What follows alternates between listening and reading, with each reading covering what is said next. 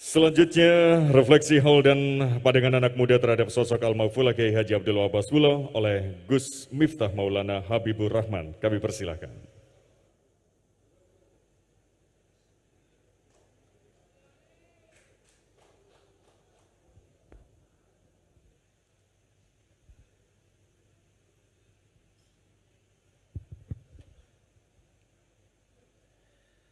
Assalamualaikum warahmatullahi wabarakatuh. Alhamdulillahi rabbil alamin wa kafa. Assalatu wassalamu ala sayyidina Muhammadinil Mustafa wa ala alihi wa sahbihi ahli sidqi wal wafa. Amma ba'd. Hadratal muhtaramin, para masyayikh, al-akhos sedaya dzurriyyah, Nyai Hajah Mahfudhoh Wahab, Nyai Hajah Hisbiah Wahab, Nyai Hajah Munjidah Wahab, Kiai Haji Hasib Wahab, Kiai Haji Rokib Wahab, soho sedaya dzurriyyah ingkang estu kaula takzimi. Pak Kiai Said, yang saya biasa menyebut beliau dengan sebutan Buya, yang mudah-mudahan Allah panjangkan umurnya dalam kebaikan. Guru kita semuanya, saya pertama kali dapat ijazah dari beliau ini kitab Al-Muqtatafat sekian tahun yang lalu. Saat itu rame-ramenya MTA nyerang Amaliyah Nahdlatul Ulama, dan saat itu saya dan beliau sama-sama dilaporkan ke polisi. Beliau yang saya hormati Kiai Marzuki Mustamar, yang sudah mulai meninggalkan dunia hitam karena rambutnya putih semua. Pak Kiai Mustafa Akil, dan yang saya hormati Ibu Khofifah. Saya akhirnya punya alasan ketika dulu orang bilang, anakmu masuk pondok mau jadi apa? Kamu anaknya dimasukkan ke pesantren, besok mau makan apa? Hari ini terjawab, santri bisa menjadi apapun. Santri bisa menjadi presiden, contohnya Gus Dur. Santri bisa menjadi wakil presiden, Kiai Ma'ruf Amin. Santri bisa menjadi gubernur, Ibu Khofifah. Santri bisa menjadi bupati, Ibu Munjidah. Dan santri bisa menjadi kiai viral. Ya.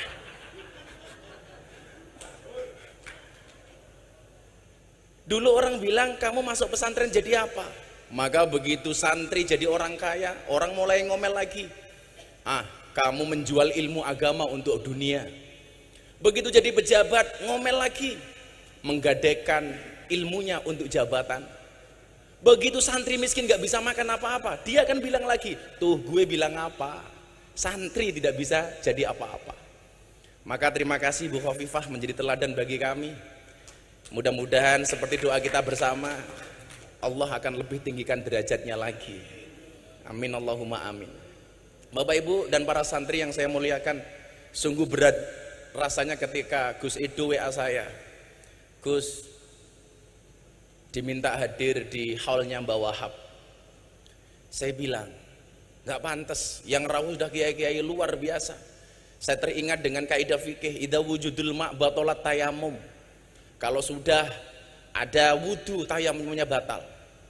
Bagaimana kemudian tadi Kiai Marzuki menggambarkan nasionalisme dari Mbah Wahab Hasbullah, menceritakan bagaimana Rasulullah mencintai Makkah, sampai kemudian ketika Kanjeng Nabi hijrah ke Madinah, dia mengangkat tangannya kemudian berdoa, Allahumma habib ilainal Madinah kahubinah ila Makkah o asyad. Begitu luar biasa. Saat itu saya bilang sama Gus Edo, mbok jangan saya. Beliau bilang, Gus, ini bukan permintaan tapi dawuh. Kalau dawuh jatuhnya fil amr.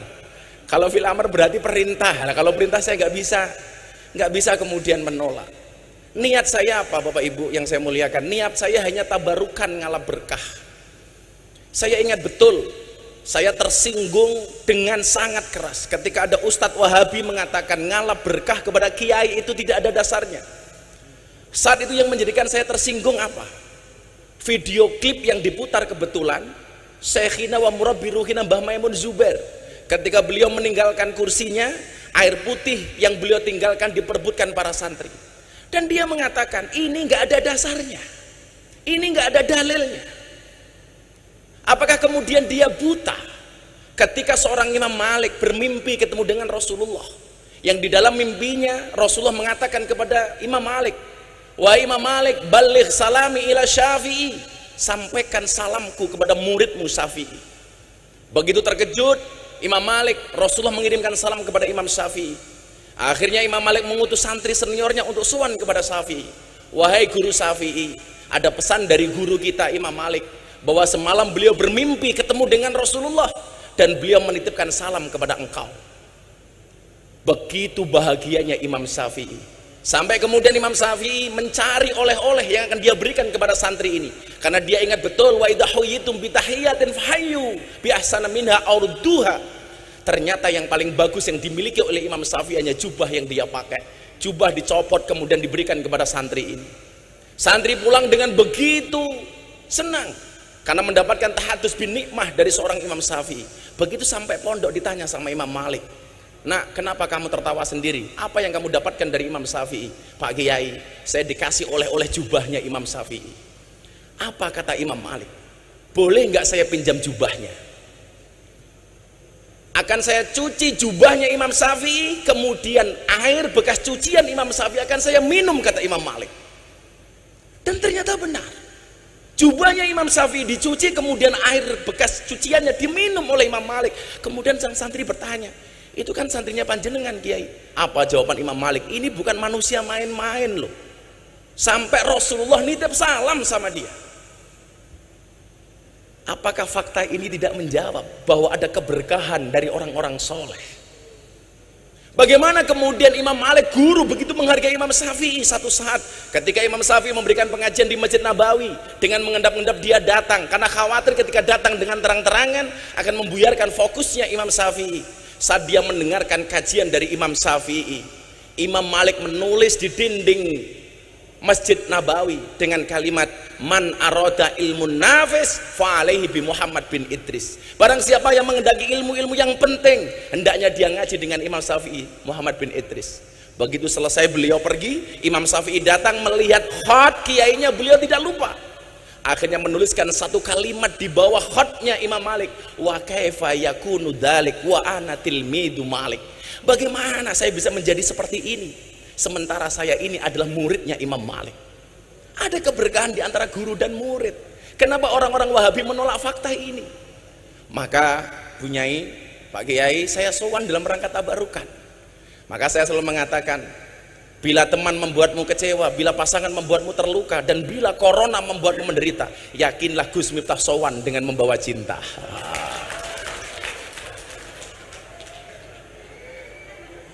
Cinta saya kepada santri tambak beras seperti air kencing di dalam kolam renang.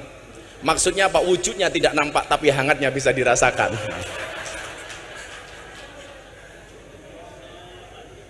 Kenapa saya mencintai orang-orang soleh seperti Mbak Wahab?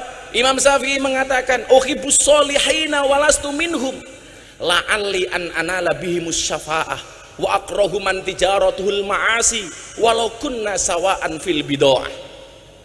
Aku mencintai orang soleh walaupun saya bukan merupakan bagian dari orang soleh. Tujuannya apa?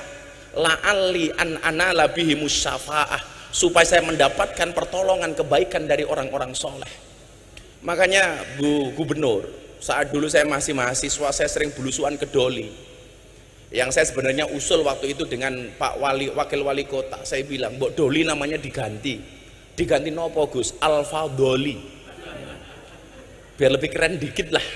Yang dulu saya itu masih mahasiswa Kiai, saya udah belusuan ke Doli karena saya masuk ke lokalisasi Nyuwun Sewu sejak tahun 2000, saat umur saya masih 19-20 tahun. Waktu itu kemudian ini saya sampaikan kepada mereka, "Kenapa kamu harus ngaji?" Kadang-kadang saya berikan kisah terhadap ulama-ulama yang harus kamu mengerti. Alasannya ini, "Uhibbus solihina walastu minhum." Kita mencintai orang soleh walaupun kita bukan merupakan bagian dari orang soleh. Tujuannya apa? Lali an-ana labi musyafa'ah. Saya pengen mendapatkan syafaat dari Mbah Wahab. Apalagi jelas yang nasabnya bagus. Walaupun kemarin saya dihajar sedemikian rupa gara-gara saya ceramah di gereja. Diasar Miftah nasabnya orang jelas. Saya mikir Pak Kiai, ternyata persoalannya bukan masalah nasab, tapi masalah nasib. Karena nasab tidak berbanding lurus dengan nasib, apalagi dengan nisab. Persoalannya bukan di masalah pendapat, tapi masalah pendapatan. Jadi aja. Saya dari dulu bilang, a'rifu angsabakum tasilu arhamakum. Pentingnya nasab hanya itu. Karena menurut saya lucu ketika kita menggambarkan mbah-mbah kita luar biasa, sementara kita hari ini bukan siapa-siapa. Harusnya malu. Ketika kita membaca manakib mbah-mbah kita yang begitu luar biasa, sementara posisi kita hari ini tidak bisa apa-apa. Makanya kemudian Imam Al-Ghazali mengatakan, sarafun nasab min salasi jihadin. Kedudukan nasab itu minimal ada 3 sisi menurut Imam Ghazali. Idaha yang pertama, al-intiha ila sajarati Rasulullah sallallahu alaihi wasallam fala yu'adilahu syai'un.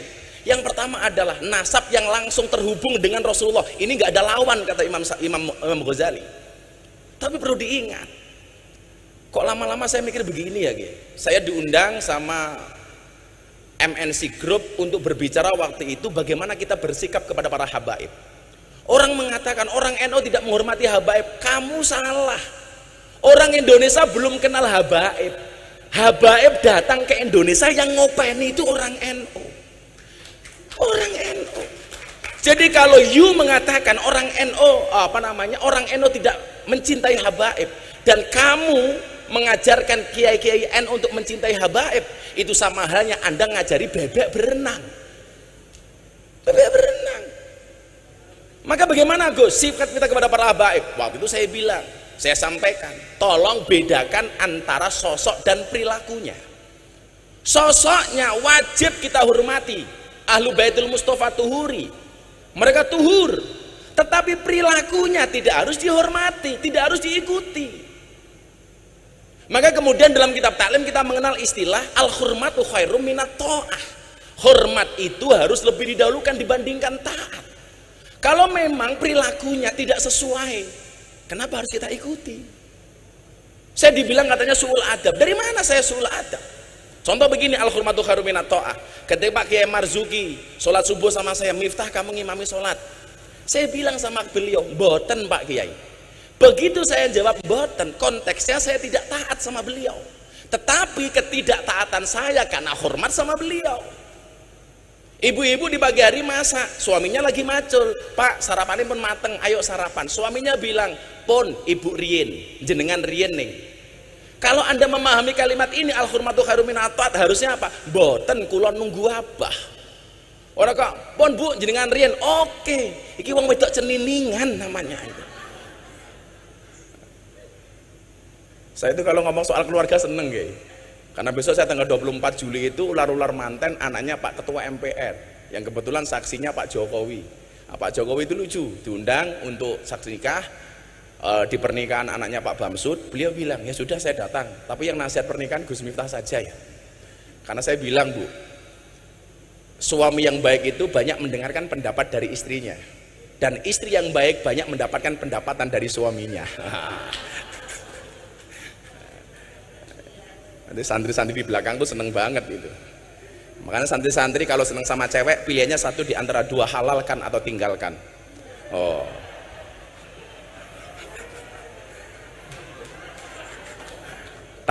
Menaklukkan santri putri tidak dengan I love you, tapi dengan kobil tuh. Nah.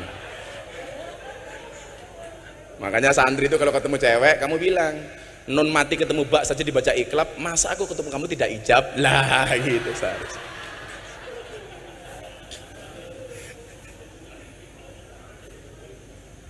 Jadi perilakunya tidak harus kita ikuti. Kalau memang kemudian perilakunya tidak sesuai, ya jangan kita ikuti. Dalam beribadah contohlah, kita banyak menggunakan pendapatnya Syafi'i. Begitu kita tidak menggunakan pendapatnya Imam Malik, bukan berarti kita membenci Imam Malik kan? Bukan berarti kita membenci pendapatnya Imam Hanafi, walaupun kita menggunakan pendapatnya Imam Syafi'i. Loh, tapi kan sekarang lagi ngetren Gus, ada kriminalisasi ulama. Kriminalisasi dari mana? Siapapun itu sosoknya, ketika perilakunya melanggar kriminalitas, maka kemudian dia harus mendapatkan proses hukum. Entah itu habib, kiai, pejabat, semuanya sama. Sosoknya nggak pandang bulu. Kalau kemudian melanggar, ya harus ada proses hukum. Lah, kalau proses hukum kepada orang yang kriminal itu bukan kriminalisasi, tapi proses hukum kepada ulama yang kriminal. Kalau kata Kiai Marzuki, kriminalisasi ulama itu ngundang kiai pulang tidak diamplopi. Lah itu kriminalisasi. Kata Pak Polisi melanggar KUHP pasal 378, penipuan.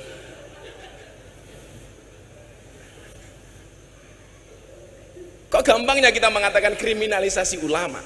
Maka kawan-kawan santri saya pikir tetap hormati siapapun habaib itu.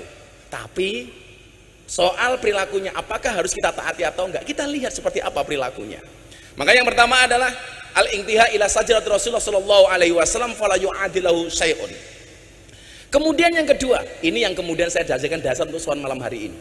Al-intima ilal ulama fa innahum warasatul anbiya shalawatullah wa salamu alaihim ajma'in wa bihim rabatallahu ta'ala khifdul millatil muhammadiyah. Kemudian yang kedua adalah nasab yang terhubung kepada orang-orang soleh. Inilah yang kemudian saya jadikan dasar untuk menjadikan saya tabarukan malam hari ini. Saya hanya berharap termasuk orang-orang yang mencintai orang soleh.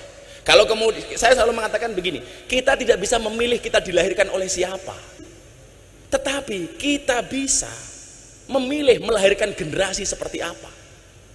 Saya tidak bisa memilih lahir dari orang tua saya, termasuk soal istri. Saya tidak bisa memilih bahwa istri saya itu pilihan saya, enggak, itu pilihan Allah.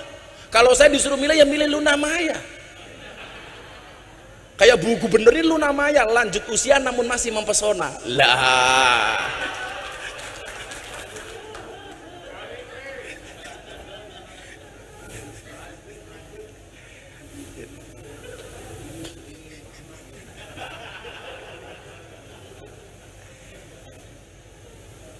Saya itu sebenarnya dari dulu Bu Nyai, saya itu paling repot kalau ditanya soal nasab.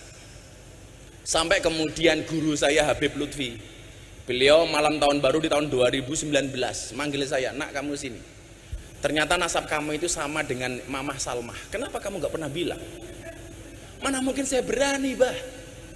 Jadi kebetulan saya tadi matur sama Pak Kiai Marzuki.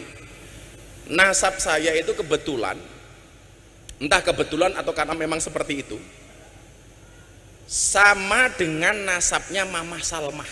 Mamah Salmah itu istrinya Habib Lutfi. Sama-sama keturunan ke-9 dari Mbah Muhammad Besari Ponorogo, yang mempunyai bapak makamnya di Caruban namanya Kiai Anom Besari. Kiai Anom Besari punya bapak makamnya di Kediri Abdullah Mursad Tukum, yang punya bapak namanya Raden Demang, punya bapak namanya Pangeran Demang, punya bapak namanya Ratu Jekulo, punya bapak namanya Brawijaya Limo. Brawijaya Limo.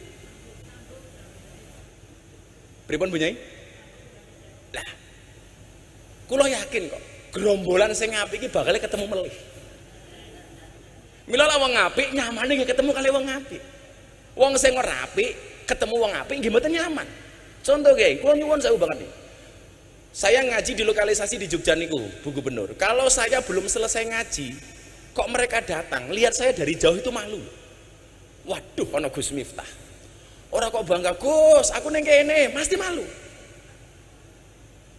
Kemarin lucu lagi, saya diwawancarai sama BBC London. Coba Anda ceritakan sama saya, ada nggak sih sebenarnya manfaat yang mereka dapatkan dari pengajian itu? Oh, bagaimana nggak ada? Coba mbak-mbak silakan angkat tangan. Dia cerita, ngapunten saya mau cerita. Satu saat saya terima tamu, transaksi deal, saya masuk kamar. Begitu masuk kamar saya dengar adzan, Allahu Akbar, Allahu Akbar. Saya bilang sama tamunya, Om pending dulu ya, sedang adzan subuh. Loh kenapa harus pending? Nggak enak Om, saya jamaahnya Gus Miftah. Selesai adzan, ganti tamunya bilang, Mbak, nggak usah diteruskan, tak bayar, nggak usah lanjut. Kenapa? Saya juga jamaahnya Gus Miftah. Gitu.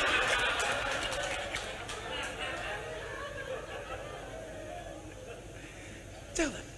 Sampai ngoten niku Kiai Hasyim. Jadi saya itu dibully dulu, didoli macam-macam, sampai didoli itu Bu Gubernur saya mendapat julukan presiden para pendosa.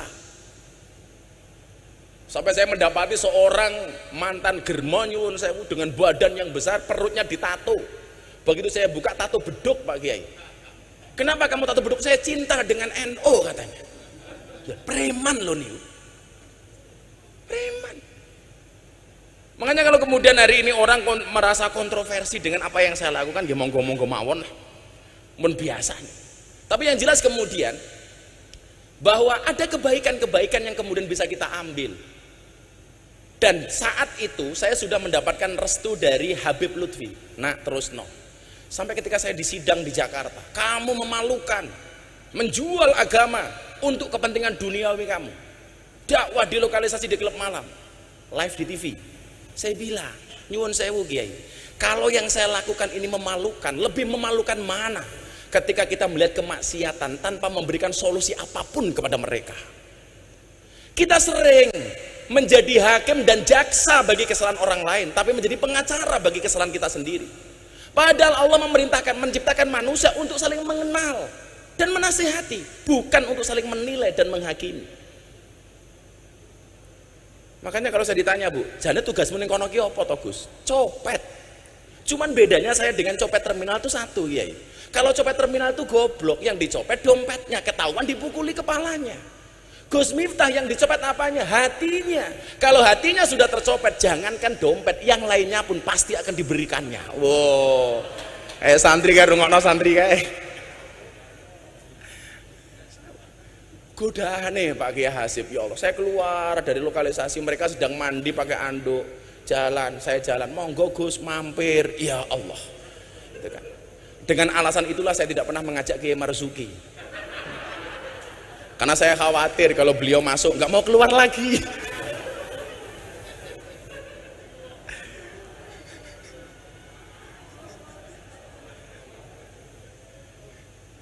Kalau kemudian orang mengatakan halah ilmu mungkin apa-apaan, iya, saya dari awal mengatakan saya bukan orang alim, tapi saya punya prinsip qalilum minal yakin khairum min katsiran minal ilmi wal amal. Saya punya yang sedikit tapi yakin, itu menurut saya lebih bagus. Maka disitulah kemudian saya merasa menjadi santrinya Mbah Wahab, walaupun saya nggak bisa ketemu beliau, karena saya teringat ana abdun man alamani walau harfan wahidan. Saya adalah budak bagi siapapun yang mengajarkan saya walaupun cuma satu huruf. Artinya apa? Begitu banyak saya membaca literasi tentang Pak Kiai Wahab. Artinya apa? Saya berhak dong mengaku santrinya beliau. Ya. Karena abdun man alamani walau harfan wahidan. Maka perkenankan Bapak Ibu sebagai refleksi, minimal pemahaman untuk adik-adik saya santri di luar sana yang mereka galau karena tidak bisa melihat saya secara langsung.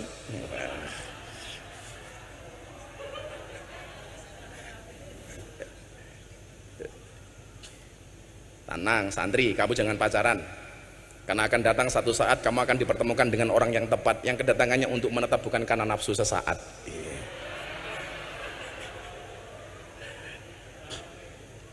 Yang pertama, saya tadi mengkorek-korek salah satu sejarahnya Mbah Wahab melalui Gus Fikri Jember, karena kebetulan saya berhubungan baik dengan beliau. Gus, nopo leres Mbah Yai Wahab niku sugih. Beliau menceritakan dengan sangat detail, leres Gus. Bahkan kalau kemudian lihat kekayaannya Mbah Wahab itu, tanahnya terbentang antara Jombang sampai Surabaya. Gus Miftah tahu nggak kalau Gus Miftah hari ini naik motor besar, naik Harley, dulu Mbah Wahab sudah naik Harley. Wah, berarti saya itibak. Sama-sama naik Harley. Tapi luar biasanya apa? Harta yang kemudian beliau miliki dihabiskan untuk Jamiah Nahdlatul Ulama. Ini baru keren. Makanya kalau orang ini bilang begini sama saya, ayo Gus, ngurep-ngurep NO.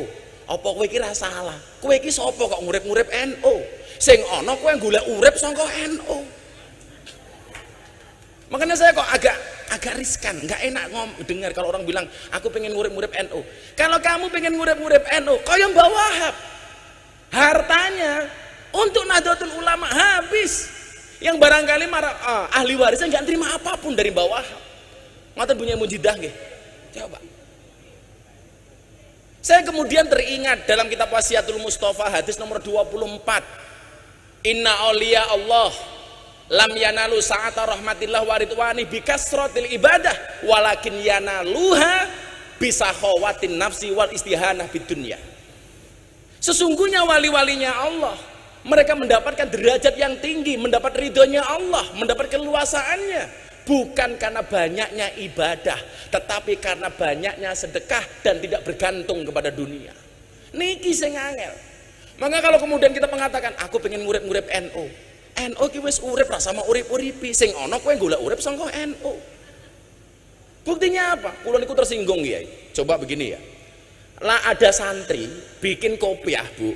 Ada tulisan Nahdlatul Ulama, kula mboten tersinggung. Kula ikhlas. Wis apa-apa mok dol lah. Sekarang nomor apa didol. Pakai baju ada Nahdlatul Ulamanya, kula ikhlas. Pakai kaos ada Nahdlatul Ulamanya, kula ikhlas. Pakai peci topi ada Nahdlatul Ulama, kula ikhlas. Tapi kula mboten ikhlas lah ana sarung diwene cap Nahdlatul Ulama. Ini kula ngenyek banget Kiai. Mlebu toilet nyuwun sewu nguyuh ning WC bokonge ditonton karo Nahdlatul Ulama. Mila santri sing nganggo kopiah Nahdlatul Ulama tak dongake mlebu surga. Kopiahe.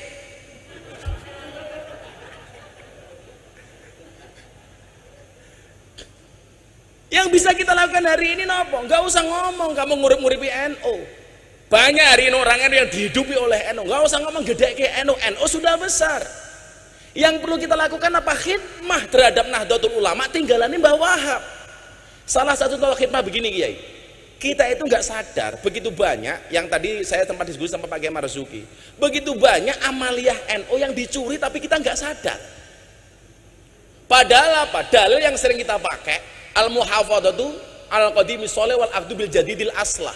Bahkan kalau Pak Kiai Said Akil bukan lagi bil jadid, bil ajdadil aslah. Tahun 90-an Pak Kiai Said ngendikan itu. Bil ajdad yang lebih baru lagi. Contoh, kita harus mempertahankan yang kodim dan soleh, jangan sampai hilang.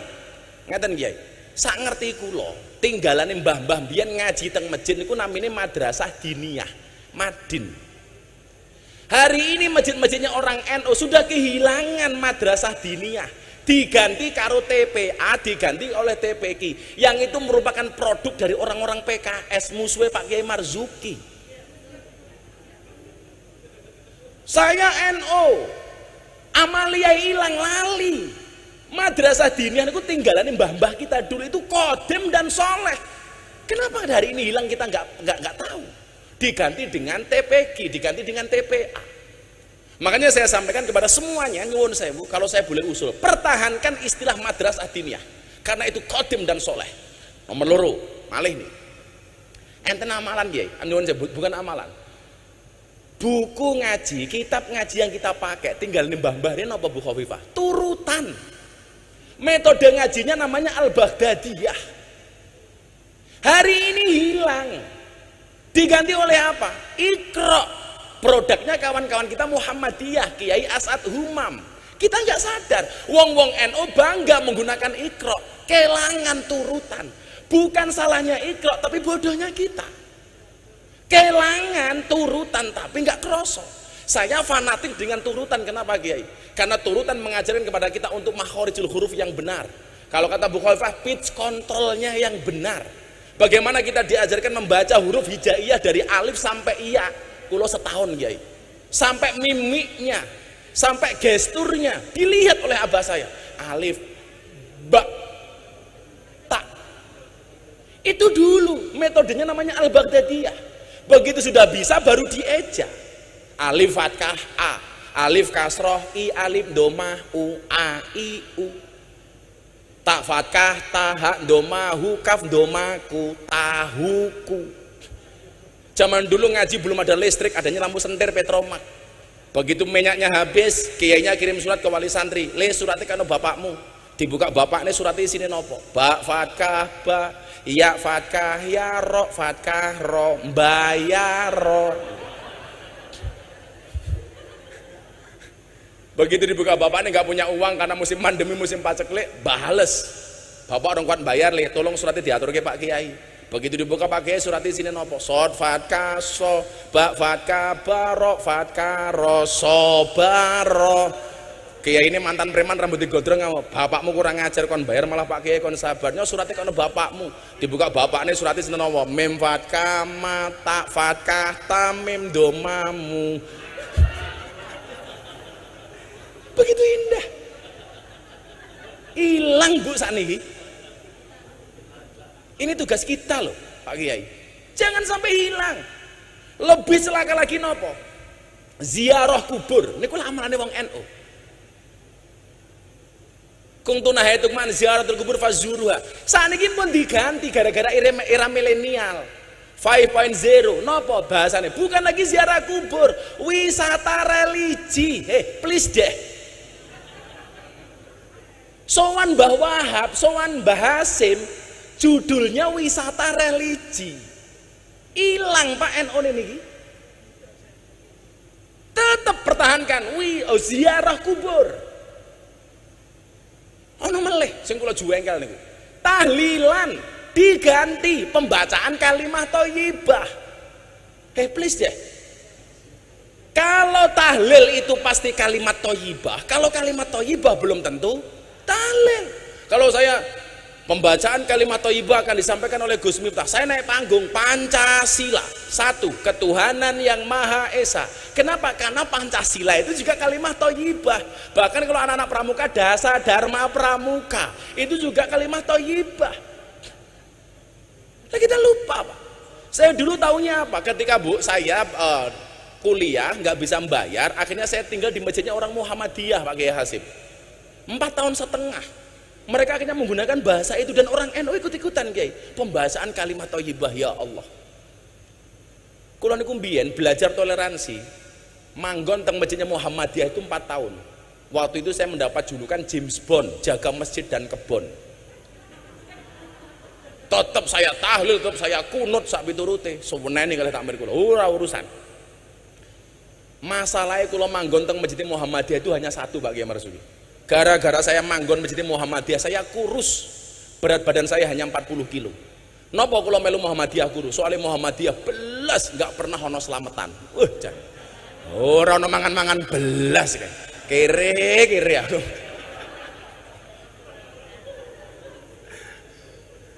Akhirnya kemudian saya jadi nikah dengan orang NU, tinggal di lingkungan orang NU, langsung gemuk Bu. Waktu itu berat badan saya sebelum viral itu 105 kilo. Kenapa saya ikut orang NU gemuk? Lah pripun wong NU niku? Titik-titik mangan.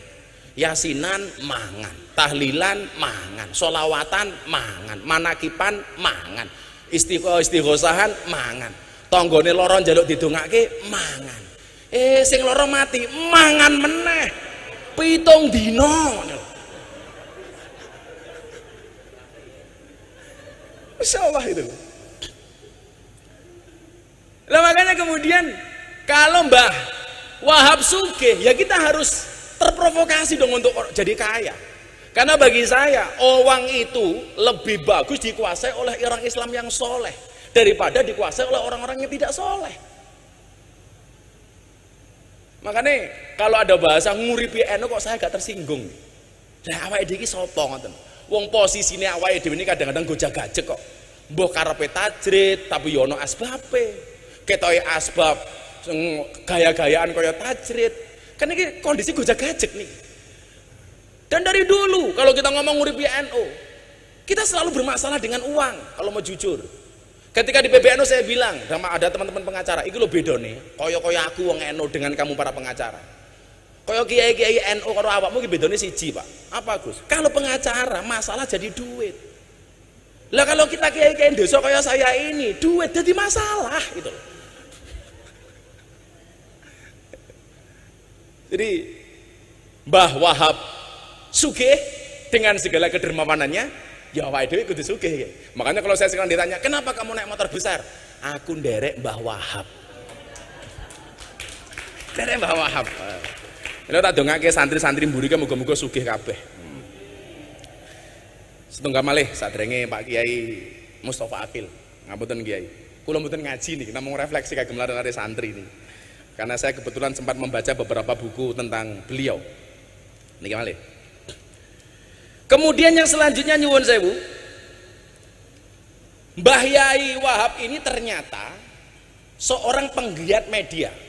Saya mencatat beliau ini pernah membeli percetakan berikut gedungnya di Jalan Sasak Surabaya nomor 23. Leres gibunya ini. Dan ini ternyata menjadi cikal bakal jurnalistik Nahdlatul Ulama. Makanya kalau hari ini ada santri tidak melek medsos, harusnya kita malu dengan Mbah Wahab. Kalau hari ini kita bangga, hari ini kita disiarkan 270 channel hanya dengan 4 juta subscriber. Bagi saya bukan merupakan sebuah kebanggaan. Kita nggak ada apa-apanya, Pak, dibandingkan dengan kelompok-kelompok minhum yang menguasai betul soal medsos.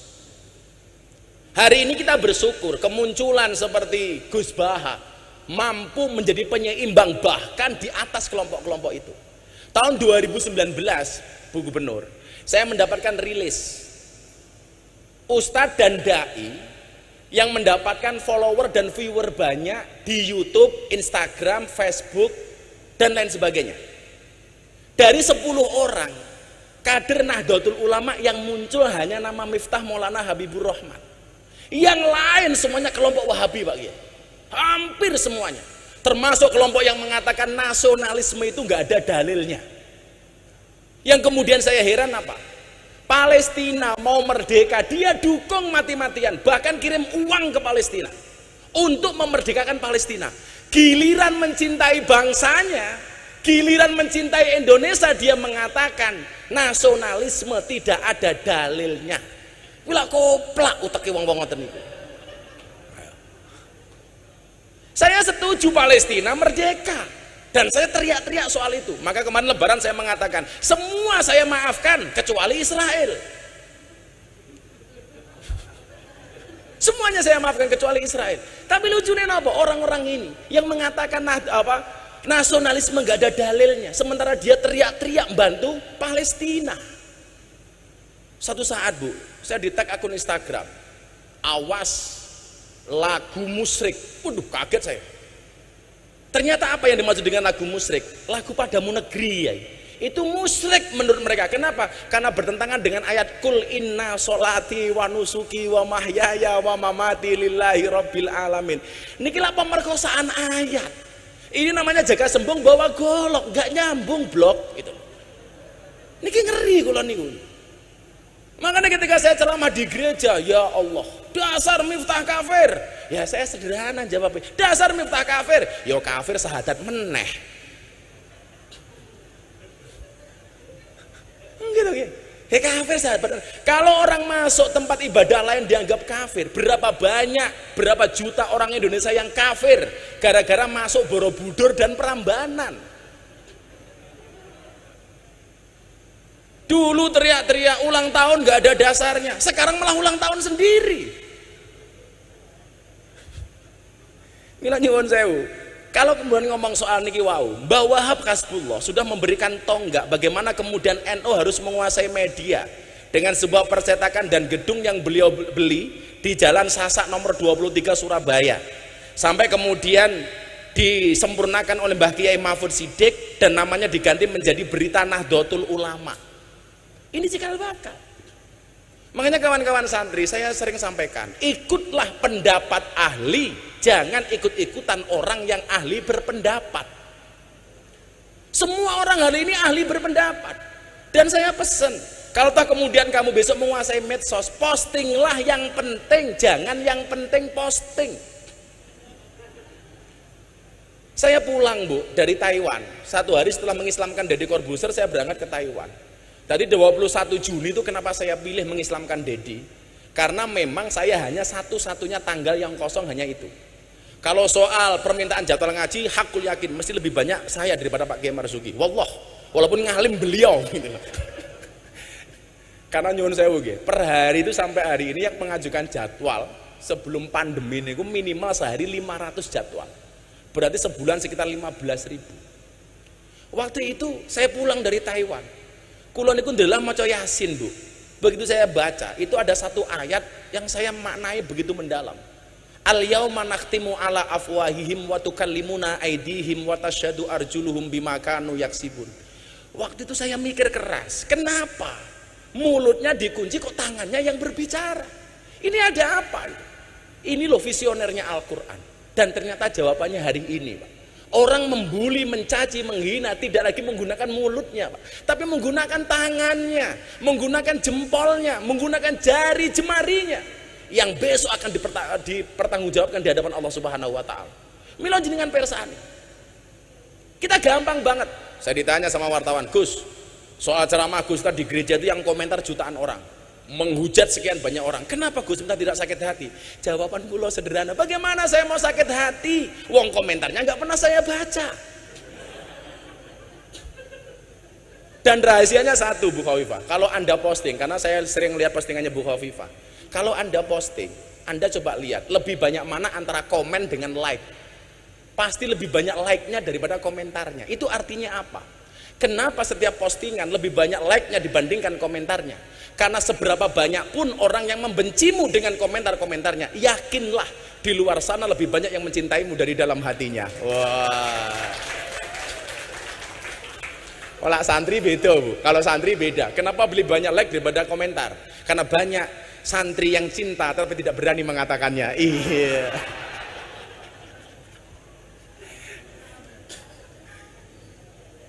Lah kalau kemudian dulu Mbah Wahab punya taswirul afkar, pergolakan pemikiran, harusnya hari ini kita perang dengan menggunakan ini, dengan menggunakan medsos.